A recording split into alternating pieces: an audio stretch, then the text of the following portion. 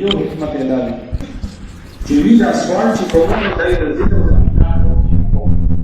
د چاته کې دا خبره وی د ایمان لپاره کړې وي چې حقیقتا وی ایمان راوړي نو الله تعالی قادر دی د معجزې او اخکار کولې شو لکه عیسی علیه السلام چې کله دوی مطالبه وکړه نو الله تعالی وته د اسمان نه دسترخوان را نازل کو او باقاعده په هغه باندې خوراک پروت او تقریبا 200 کسانو دا غي نه خوراک وکړ نو الله تعالی په دې باندې قادر دی چې دا مکه دا غونه لري کولې شو کجوري پکې نالولې شوې نه پکې جاری کولې شو او دوی دا سوال د عینات د وجې نه کړو د ضد د وجې نه کړو د ایمان لپاره نه وکړ یو دې مداله چې الله تعالی په علم کو چې دا خلک ایمان نه راوړي چې ایمان نه راوړي نو الله تعالی وت زکه د نه ښکارا کوي او بل وجه پکې دا و چې دوی اصل کې د الله تعالی علم کې خدا و چې دوی ایمان نه راوړي خو دوی چې دا کوم سوال کوي نو دام د پیغمبر علیه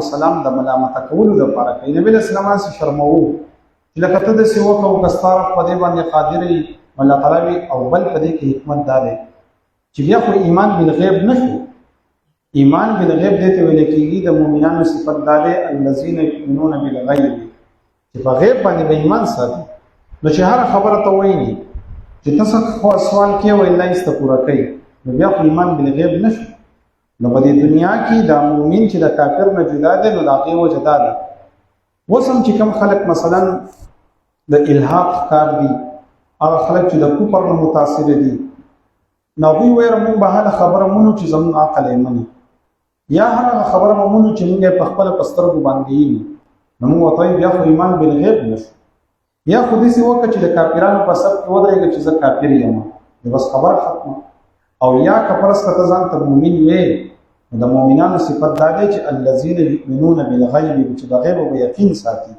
نو دا خبره د ذهن نو باسي چې لکه هر شی به زموږ عقل مني او هر شی به موږ وینو لکه مثلا وز دا قربانیان رواني دي نو ډېر ملحدین دا سوال کوي چې لکه وس الله تعالی په وخو باندې سکه او الله تعالی چې دینو په اینو باندې سکه نو دا قربانیان تاسو ولي کوي چې دا پیسې کا غریبانان له تاسو ور کړی نو خبرو نو وته ګوره خبره دا ده چې دا د الله تعالی حکم دی مؤمن ویل کېږي ته چې خبره بس عقل نه مني والله تعالی وایي قرباني وکړه بس ما ته دا خو خدای چې دا سروي اعلان کړ بس مونږ به دا حکم کوو مؤمن ویل کېږي ته چې خبره بس عقل نه مني خو ته هغه کې دا مؤمن دی او هغه خبره ست عقل مني بیا خدای مشاهده شو بیا ایمان بالغیب نشو نو دلته کې الله تعالی چې دوی له معجزات نه ورکول دا غي وجه دا او الله تعالی فرمایي قد بينا لكم الآيات مون واضح آیاتونه بیان کړي دي ډېر معجزې نبی رسول الله الله تعالی ور کړی وي خو دوی ایمان نه راوړو خو اصل کې بدوی کې مرض راغلی دی مرض دا چې دوی د يهوديانو سره مشابه شوي دي يهوديانو باندې سوالونه کول چې عیسایانو به يهوديانو به د قوم د شعیب علی السلام نه دا مطالبه کړی و ویار الله تعالی ته وایي چې د اسمان په موږ باندې راوچي د ایمان راوړو اوس دا دوی څه خبره نو الله تعالی فرمایي چې کذالک قال الذين من قبلهم مثل قولهم دغه شان خبرې مخکې خلکو هم کړې وي تشابه قلوبهم یو شان شوي دي زړونه د دې نو پس کې یو شان شوي دي په دې خبره کې چې دویم ضد کوو او هغه په خوانو خلکو ضد کوو دغه شان ته کې دویم کوپر کوي او دویم کوپر کړي دویم عینات کوي حسد ساتي د نبی رسول الله سره يهوديانو حسد کوو دغه شان ته کې هر کافر خپل پیغمبر ته ساحر ویل دي چې دا ساحر دی نو نبی رسول الله تم دوی هغه ساحر ویل نو الله تعالی فرمایي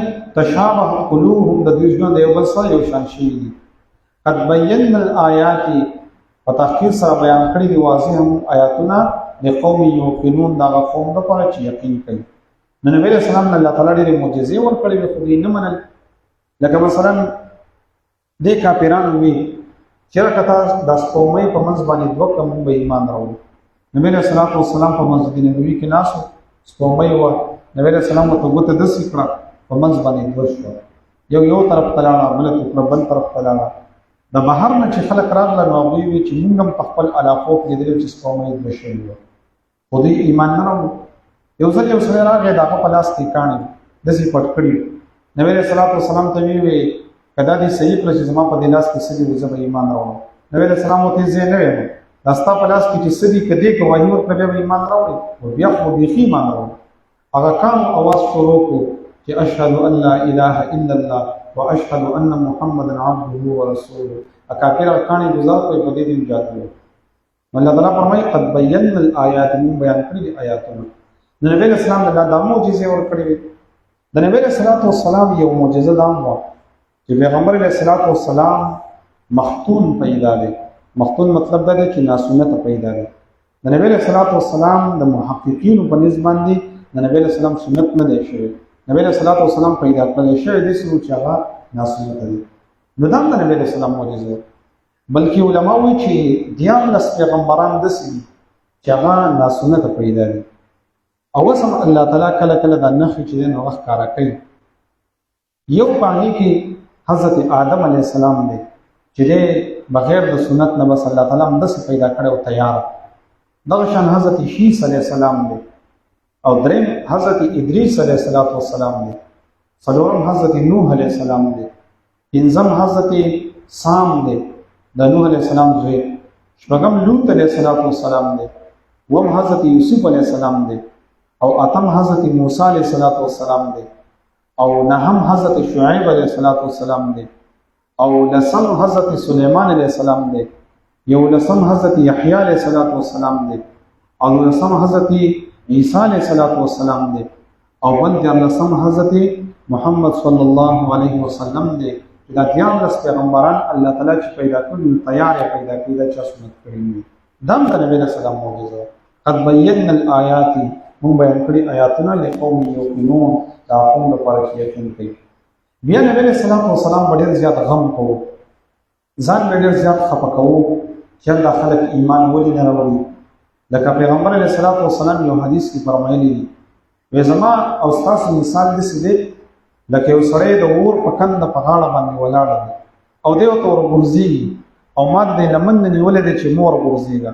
دغه شان نبی علیه السلام غم کوو چې زما د امت هغه جهنم ته لاړ نه شي. پیغمبر علیه السلام فرمایي زما او ستاسو مثال داسې دی لکه په یو ځای کې چې مثلا دیوه لګېدلي او شمع لګېدلي او هغې ته دا پتنګان ورځي او ځان پسې ځي. نو تاسو هم دغه شانته کې د جهنم ته ور روان یې. او نبی علیہ السلام به دا خلک منې کول چې ځان اور ته مه غورځوئ جهنم ته مه ځئ. نبی علیہ السلام به ډېر زیات غم کوو. نو الله تعالی ورته وایي غم مه کوه. انا ارسلناک بالحق مونږ ته لېږلی په حق باندې. اسلام هم دله درکړی دی. قرآن هم دله درکړی دی. بشیرا چې زیری ورکوونکی به یې مؤمنانو ته ونذیرا او کافران به یری. نو غم مه کوه. ولا تسأل عن اصحاب الجحیم ستانه به تپوس نه کولی کېږي د جهنم والا په باره کې. بس خپل کار کوه دعوت کوه. نور ستا په ذمه باندې دا نه ده چې یو سړی د خامخا جنت ته لاړ شي. نو په دې کې نبی علیه السلام ته تسلیم ده چې ځان ډېر مه خفه کوه. دغه شان د دې دومره علما دي تبلیغیان دي عام مؤمنان دي. الله تعالی ورته وایي چې ستاسو په ذمه باندې امر بالمعروف او نهي منکر دی. نور خامخا یو سړی ته د لاس نه نشي نیولی چې دا کار به نه کوې. یو سړي باندې ته زور نشي کولی چې دا شي هو که طاقت کې و یو سړي سره عهده ده یو سړي سره منصب دی یو سړی مشر دی نو که هغه داسې وکړي نو بیا نبی علیه السلام فرمایي من رأى منکم منکرا څوک چې به تاسو کې ناروا کار وویني فلیغیره بیده په لاس سره یې منې کړه. لکه ته مثلا پلار یې ستا یو زوی ناروا کار کوي د لاس نه یې ونیسئ دا کار به نه کوي. ته مشر ورور یې مثلا ستا یو کشر غلط کار کوي ویې نیسئ. ته استاد یې ستا شاګرد دی او غلط کار کوي د لاس نه ونیسئ داسې به نه کوي. دلته د په لاس سره طاقت رسېږي. خو که دا طاقت نه رسېدو نو په بلسانه بیا په ژبه باندې خبره وکړه. لکه موږ عام طور باندې علما کرام د ژبې خبره کوو دعوت کوو په منبر باندې خبره کوو په جنازه کې کوو په درس کې کوو بس زموږ دغه ځای پورې وس دی. او که د چا دا طاقت هم نه رسېږي لکه بعضې خبرې داسې چې موږ نشو کولی او هغه چې دن ممکن نه دی چې انسان یې وکړي نو هغه بیا موږ په زړه کې بد ګڼو. او دغه شان د چې تاسو ته هم دا حکم متوجه دی چې په کوم ځای کې یو خبره په لاس سره نو په لاس سره مې کوي چې نه په ژبه باندې قدم طاقت نو په زړه کې بد ګڼو.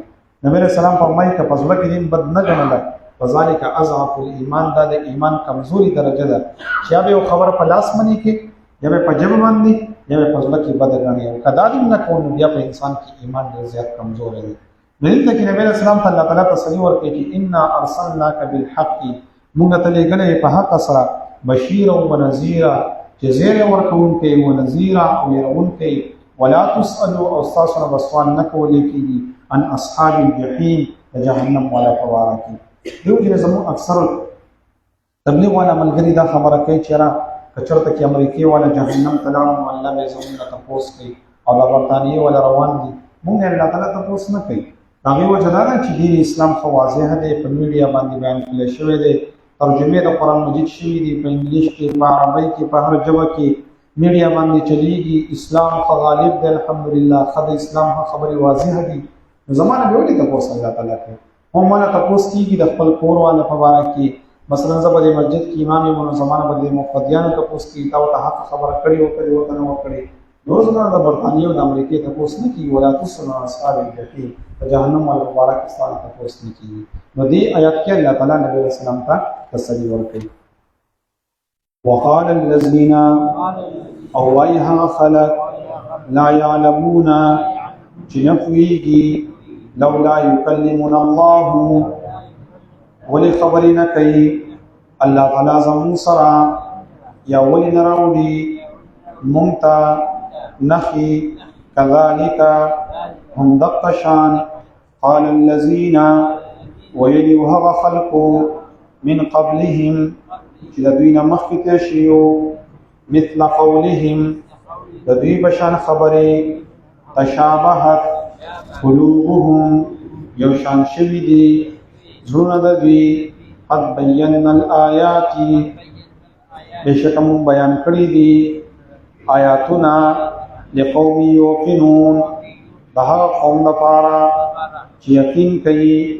انا ارسلناک بېشکه ته موږ لېږلی یې اے پیغمبر علیہ السلام بالحق په حق سره، بشیر و نذیر زیر ورکوونکې او يرونکې، ولا تسألوا او تاسو نه به سوال نه کولی کېږي عن اصحاب الجحیم، د جهنم والا په باره کې. الحمد لله رب العالمين والعاقبة للمتقين، الصلاة والسلام على رسوله محمد وعلى آله وأصحابه أجمعين.